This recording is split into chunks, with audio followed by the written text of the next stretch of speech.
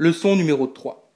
Le principe du déterminisme psychique, le mot d'esprit, le complexe, les rêves et leur interprétation, l'analyse des rêves, actes manqués, lapsus, actes symptomatiques, multiples motivations. Il n'est pas toujours facile d'être exact, surtout quand il faut être bref. Aussi suis-je obligé de corriger aujourd'hui une erreur commise dans mon précédent chapitre. Je vous avais dit que lorsque, renonçant à l'hypnose, on cherchait à réveiller les souvenirs que le sujet pouvait avoir de l'origine de sa maladie, en lui demandant de dire ce qui lui venait à l'esprit, la première idée qui surgissait se rapportait à ses premiers souvenirs. Ce n'est pas toujours exact. Je n'ai présenté la chose aussi simplement que pour être bref. En réalité, les premières fois seulement, une simple insistance, une pression de ma part suffisait pour faire apparaître l'événement oublié. Si l'on persistait dans ce procédé, des idées surgissaient bien, mais il était fort douteux qu'elles correspondent réellement à l'événement recherché. Elles semblaient n'avoir aucun rapport avec lui, et d'ailleurs les malades eux-mêmes les rejetaient comme inadéquates. La pression n'était plus d'aucun secours, et l'on pouvait regretter d'avoir renoncé à l'hypnose. Incapable d'en sortir, je m'accrochais à un principe dont la légitimité scientifique a été démontrée plus tard par mon ami Jung et ses élèves à Zurich. Il est parfois bien précieux d'avoir des principes. C'est celui du déterminisme psychique, en la rigueur duquel j'avais la foi la plus absolue. Je ne pouvais pas me figurer qu'une idée surgissant spontanément dans la conscience d'un malade, surtout une idée éveillée par la concentration de son attention, pût être tout à fait arbitraire et sans rapport avec la représentation oubliée que nous voulions retrouver. Qu'elle ne lui fût pas identique, cela s'expliquait par l'état psychologique supposé. Deux forces agissaient l'une contre l'autre dans le malade. D'abord son effort réfléchi pour ramener à la conscience les choses oubliées, mais latentes dans son inconscient. D'autre part, la résistance que je vous ai décrite et qui s'oppose au passage à la conscience des éléments refoulés. Si cette résistance est nulle ou très faible, la chose oubliée devient consciente sans se déformer. On était donc autorisé à admettre que la déformation de l'objet recherché serait d'autant plus grande que l'opposition à son arrivée à la conscience serait plus forte. L'idée qui se présentait à l'esprit du malade à la place de celle qu'on cherchait à rappeler avait donc elle-même la valeur d'un symptôme. C'était un substitut nouveau, artificiel et éphémère de la chose refoulée, et qui lui ressemblait d'autant moins que sa déformation, sous l'influence de la résistance, avait été plus grande.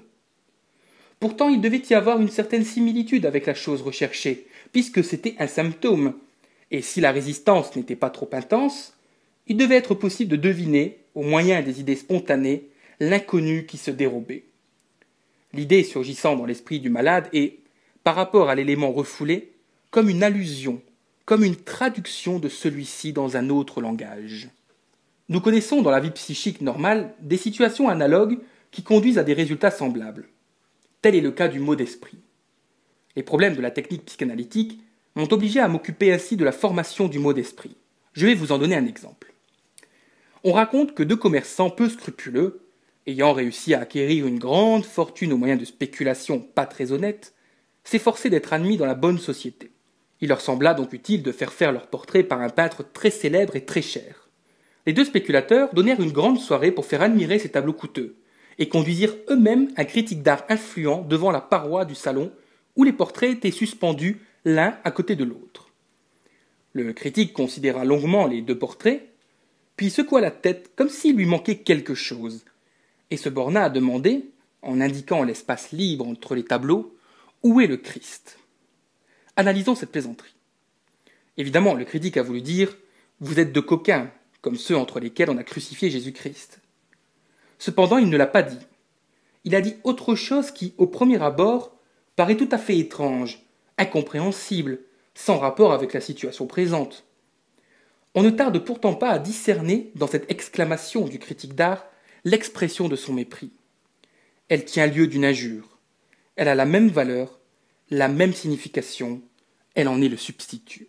Certes, nous ne pouvons pas pousser trop loin notre parallèle entre le cas du mot d'esprit et les associations fournies par les malades. Cependant, il nous faut souligner la parenté que l'on constate entre les mobiles profonds d'un mot d'esprit et ceux qui font surgir une idée dans la conscience des malades au cours d'un interrogatoire. Pourquoi notre critique n'a-t-il pas exprimé directement sa pensée aux deux coquins ? Parce que, à côté de son désir de leur parler net, d'excellents motifs contraires agissaient sur lui. Il n'est pas sans danger d'insulter des gens dont on est l'invité et qui ont à leur disposition une nombreuse domesticité au point solide. Nous avons vu précédemment combien les tapageurs et ceux qui méprisent les convenances étaient rapidement refoulés. C'est pourquoi notre critique d'art se garde bien d'être explicite et déguise son injure sous la forme d'une simple allusion. De même, chez nos malades, ces idées substituts qui surgissent à la place des souvenirs oubliés et dont elles ne sont qu'un déguisement. Suivons l'exemple de l'école de Zurich, Bleuler, Jung, etc. et appelons complexe tout groupe d'éléments représentatifs liés ensemble et chargés d'affect. Si, pour rechercher un complexe refoulé, nous partons des souvenirs que le malade possède encore, nous pouvons donc y parvenir, à condition qu'il nous apporte un nombre suffisant d'associations libres. Nous laissons parler le malade comme il lui plaît, conformément à notre hypothèse d'après laquelle rien ne peut lui venir à l'esprit qui ne dépende indirectement du complexe recherché. Cette méthode pour découvrir les éléments refoulés vous semble peut-être pénible. Je puis cependant vous assurer que c'est la seule praticable. Il arrive parfois qu'elle semble échouer. Le malade s'arrête brusquement, hésite et prétend n'avoir rien à dire, qu'il ne lui vient absolument rien à l'esprit. S'il en était réellement ainsi, notre procédé serait inapplicable. Mais une observation minutieuse montre qu'un tel arrêt des associations libres ne se présente jamais. Elles paraissent suspendues parce que le malade retient ou supprime l'idée qu'il vient d'avoir, sous l'influence de résistances revêtant la forme de jugement critique. On évite cette difficulté en avertissant le malade à l'avance et en exigeant qu'il ne tienne aucun compte de cette critique. Il faut qu'il renonce complètement à tout choix de ce genre et qu'il dise tout ce qui lui vient à l'esprit, même s'il pense que c'est inexact, hors de la question, stupide même, et surtout s'il lui est désagréable que sa pensée s'arrête à une telle idée. S'il se soumet à ces règles, il nous procurera les associations libres qui nous mettront sur les traces du complexe refoulé. Ces idées spontanées que le malade repousse comme insignifiantes, s'il résiste au lieu de céder au médecin, représentent en quelque sorte pour le psychanalyste le minerai dont il extraira le métal précieux par de simples artifices d'interprétation. Si l'on veut acquérir rapidement une idée provisoire des complexes refoulés par un malade, sans se préoccuper de leur ordre ni de leur relation, on se servira de l'expérience d'association imaginée par Jung et ses élèves. Ce procédé rend au psychanalyste autant de services que l'analyse qualitative au chimiste. On peut s'en passer dans le traitement des névroses, mais il est indispensable pour la démonstration objective des complexes et pour l'étude des psychoses qui a été entreprise avec tant de succès par l'école de Zurich. L'examen des idées spontanées qui se présentent au malade, s'il se soumet aux principales règles de la psychanalyse, n'est pas le seul moyen technique qui permette de sonder l'inconscient.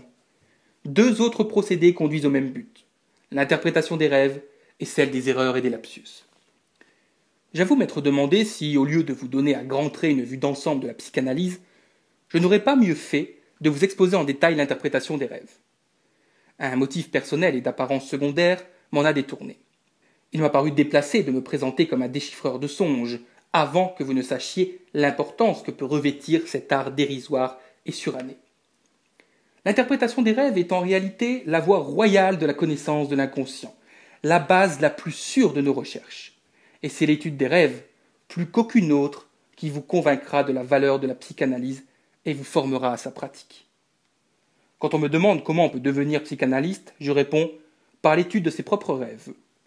Nos détracteurs n'ont jamais accordé à l'interprétation des rêves l'attention qu'elle méritait, ou ont tenté de la condamner par les arguments les plus superficiels.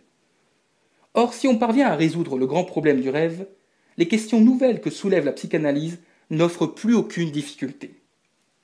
Il convient de noter que nos productions oniriques et nos rêves ressemblent intimement aux productions des maladies mentales, d'une part, et que d'autre part, elles sont compatibles avec une santé parfaite.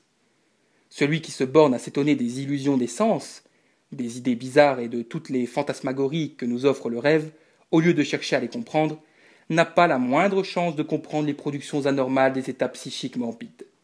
Il restera dans ce domaine un simple profane. Et il n'est pas paradoxal d'affirmer que la plupart des psychiatres d'aujourd'hui doivent être rangés parmi ces profanes. Jetons donc un rapide coup d'œil sur le problème du rêve. D'ordinaire, quand nous sommes éveillés, nous traitons les rêves avec un mépris égal à celui que le malade éprouve à l'égard des idées spontanées que le psychanalyste suscite en lui. Nous les vouons à un oubli rapide et complet, comme si nous voulions nous débarrasser au plus vite de cet amas d'incohérences. Notre mépris vient du caractère étrange que revêtent non seulement les rêves absurdes et stupides, mais aussi ceux qui ne le sont pas. Notre répugnance à nous intéresser à nos rêves s'explique par les tendances impudiques et immorales qui se manifestent ouvertement dans certains d'entre eux. L'Antiquité, on le sait, n'a pas partagé ce mépris, et aujourd'hui encore le bas peuple reste curieux des rêves auxquels il demande, comme les anciens, la révélation de l'avenir. Je m'empresse de vous assurer que je ne vais pas faire appel à des croyances mystiques pour éclairer la question du rêve. Je n'ai du reste jamais rien constaté qui confirme la valeur prophétique d'un songe. Cela n'empêche pas qu'une étude du rêve nous réservera de nombreuses surprises. D'abord, tous les rêves ne sont pas étrangers au rêveur, incompréhensibles et confus pour lui. Si vous vous donnez la peine d'examiner ceux des petits-enfants, à partir d'1 an et demi, vous les trouvez très simples et facilement explicables. Le petit enfant rêve toujours de la réalisation de désirs que le jour précédent a fait naître en lui sans les satisfaire. Aucun art divinatoire n'est nécessaire pour trouver cette simple solution. Il suffit seulement de savoir ce que l'enfant a vécu le jour précédent. Nous aurions une solution satisfaisante de l'énigme si l'on démontrait que les rêves des adultes ne sont, comme ceux des enfants, que l'accomplissement de désirs de la veille. Or, c'est bien là ce qui se passe. Les objections que soulève cette manière de voir disparaissent devant une analyse plus approfondie. Voici la première de ces objections. Les rêves des adultes sont le plus souvent incompréhensibles et ne ressemblent guère à la réalisation d'un désir. Mais, répondons-nous, c'est qu'ils ont subi une défiguration, un déguisement. Leur origine psychique est très différente de leur expression dernière. Il nous faut donc distinguer deux choses. D'une part, le rêve tel qu'il nous apparaît, tel que nous l'évoquons le matin, vague au point que nous avons souvent de la peine à le raconter, à le traduire en mots, c'est ce que nous appellerons le contenu manifeste du rêve. D'autre part, nous avons l'ensemble des idées oniriques latentes que nous supposons présider au rêve du fond même de l'inconscient. Ce processus de défiguration est le même que celui qui préside à la naissance des symptômes hystériques. La formation des rêves résulte donc du même contraste de force psychique que dans la formation des symptômes. Le contenu manifeste du rêve est le substitut altéré des idées oniriques latentes, et cette altération est l'œuvre d'un moi qui se défend. Elle naît de résistances qui interdisent absolument au désir inconscient d'entrer dans la conscience à l'état de veille. Mais, dans l'affaiblissement du sommeil, ces forces ont encore assez de puissance pour imposer du moins au désir un masque qui les cache. Le rêveur ne déchiffre pas plus le sens de ses rêves que l'hystérique ne pénètre la signification de ses symptômes. Pour se persuader de l'existence des idées latentes du rêve et de la réalité de leur rapport avec le contenu manifeste, il faut pratiquer l'analyse des rêves, dont la technique est la même que la technique psychanalytique dont il a déjà été question. Elle consiste tout d'abord à faire complètement abstraction des enchaînements d'idées que semble offrir le contenu manifeste du rêve, et à s'appliquer à découvrir les idées latentes, en recherchant quelles associations déclenchent chacun de ces éléments. Ces associations provoquées conduiront à la découverte des idées latentes du rêveur, de même que tout à l'heure, nous voyons les associations déclenchées par les divers symptômes nous conduire aux souvenirs oubliés et aux complexes du malade. Ces idées oniriques latentes, qui constituent le sens profond et réel du rêve, une fois mises en évidence, montrent combien il est légitime de ramener les rêves d'adultes au type des rêves d'enfants. Il suffit en effet de substituer au contenu manifeste, si abracadabrant, le sens profond, pour que tout s'éclaire. On voit que les divers détails du rêve se rattachent à des impressions du jour précédent, et l'ensemble apparaît comme la réalisation d'un désir non satisfait. Le contenu manifeste du rêve peut donc être considéré comme la réalisation déguisée de désirs refoulés. Jetons maintenant un coup d'œil sur la façon dont les idées inconscientes du rêve se transforment en contenu manifeste. J'appellerai travail onirique l'ensemble de cette opération. Elle mérite de retenir tout notre intérêt théorique, car nous pourrons y étudier, comme nulle part ailleurs, quels processus psychiques insoupçonnés peuvent se dérouler dans l'inconscient, ou, plus exactement, entre deux systèmes psychiques distincts comme le conscient et l'inconscient. Parmi ces processus, il convient d'en noter deux, la condensation et le déplacement. Le travail onirique est un cas particulier de l'action réciproque des diverses constellations mentales, c'est-à-dire qu'il naît d'une association mentale. Dans ces phases essentielles, Ce travail est identique au travail d'altération qui transforme les complexes refoulés en symptômes lorsque le refoulement a échoué. Vous serez en outre étonné de découvrir dans l'analyse des rêves, et spécialement dans celle des vôtres, l'importance inattendue que prennent les impressions des premières années de l'enfance. Par le rêve, c'est l'enfant qui continue à vivre dans l'homme, avec ses particularités et ses désirs, même ceux qui sont devenus inutiles. C'est d'un enfant, dont les facultés étaient bien différentes des aptitudes propres à l'homme normal, que celui-ci est sorti. Mais au prix de quelles évolutions, de quels refoulements, de quelle sublimation, de quelle réaction psychique cet homme normal s'est-il peu à peu constitué, lui qui est le bénéficiaire d'une éducation et d'une culture si péniblement acquises. J'ai encore constaté dans l'analyse des rêves que l'inconscient se sert, surtout pour représenter les complexes sexuels, d'un certain symbolisme, qui parfois varie d'une personne à l'autre, mais qui a aussi des traits généraux et se ramène à certains types de symboles, tels que nous les retrouvons dans les mythes et dans les légendes. Il n'est pas impossible que l'étude du rêve nous permette de comprendre à leur tour ces créations de l'imagination populaire. On a opposé à notre théorie que le rêve serait la réalisation d'un désir, les rêves d'angoisse. Je vous prie instamment de ne pas vous laisser arrêter par cette objection. Outre que ces rêves d'angoisse ont besoin d'être interprétés avant qu'on puisse les juger, il faut dire que l'angoisse en général ne tient pas seulement au contenu du rêve, ainsi qu'on se l'imagine quand on ignore ce qu'est l'angoisse des névrosés. L'angoisse est un refus que le moi oppose au désir refoulé devenu puissant. C'est pourquoi sa présence dans le rêve est très explicable si le rêve exprime trop complètement ses désirs refoulés. Vous voyez que l'étude du rêve se justifierait déjà par les éclaircissements qu'elle apporte sur des réalités qui, autrement, seraient difficiles à comprendre. Or, nous y sommes parvenus au cours du traitement psychanalytique des névroses. D'après ce que nous avons dit jusqu'ici, il est facile de voir que l'interprétation des rêves, quand elle n'est pas rendue trop pénible par les résistances du malade, conduit à découvrir les désirs cachés et refoulés, ainsi que les complexes qu'ils entretiennent. Je peux donc passer au troisième groupe de phénomènes psychiques dont tire parti la technique psychanalytique. Ce sont tous ces actes innombrables de la vie quotidienne, que l'on rencontre aussi bien chez les individus normaux que chez les névrosés, et qui se caractérisent par le fait qu'ils manquent leur but. On pourrait les grouper sous le nom d'actes manqués. D'ordinaire, on ne leur accorde aucune importance. Ce sont des oublis inexplicables, par exemple l'oubli momentané des noms propres, les lapsus linguae, les lapsus calami, les erreurs de lecture, les maladresses, la perte ou le bris d'objets, etc. Toutes choses auxquelles on n'attribue ordinairement aucune cause psychologique et qu'on considère simplement comme des résultats du hasard, des produits de la distraction, de l'inattention, etc. À cela s'ajoutent encore les actes et les gestes que les hommes accomplissent sans les remarquer et à plus forte raison, sans y attacher d'importance psychique. Jouer machinalement avec des objets, fredonner des mélodies, tripoter ses doigts, ses vêtements, etc. Ces petits faits, les actes manqués, comme les actes symptomatiques et les actes de hasard, ne sont pas si dépourvus d'importance qu'on est disposé à l'admettre en vertu d'une sorte d'accord tacite. Ils ont un sens, et sont la plupart du temps faciles à interpréter. On découvre alors qu'ils expriment eux aussi des pulsions et des intentions que l'on veut cacher à sa propre conscience, et qu'ils ont leur source dans des désirs et des complexes refoulés, semblables à ceux des symptômes et des rêves. Considérons-les donc comme des symptômes. Leur examen attentif peut conduire à mieux connaître notre vie intérieure. C'est par eux que l'homme trahit le plus souvent ses secrets les plus intimes. S'ils sont habituels et fréquents, même chez les gens sains qui ont réussi à refouler leurs tendances inconscientes, cela tient à leur futilité et à leur peu d'apparence. Mais leur valeur théorique est grande, puisqu'ils nous prouvent l'existence du refoulement et des substituts, même chez des personnes bien portantes. Vous remarquerez déjà que le psychanalyste distingue par sa foi dans le déterminisme de la vie psychique. Celle-ci n'a, à ses yeux, rien d'arbitraire ni de fortuit. Il imagine une cause particulière là où d'habitude on n'a pas l'idée d'en supposer.